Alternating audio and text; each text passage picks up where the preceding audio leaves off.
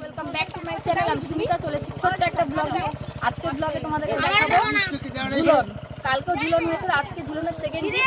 কালকে যেহেতু আমি আসিনি ছোট পোস্ট করেছি, আজকে দেখাবো ঝুলনে কে কি শুরু করছে। নাও দেখো, এটা হচ্ছে শিব, এটা হচ্ছে না না, এটা হচ্ছে লক্ষণ, আর এই যে হচ্ছে রাধা আর ওই যে সরস্বতী। সবাইকে কেমন লাগছে?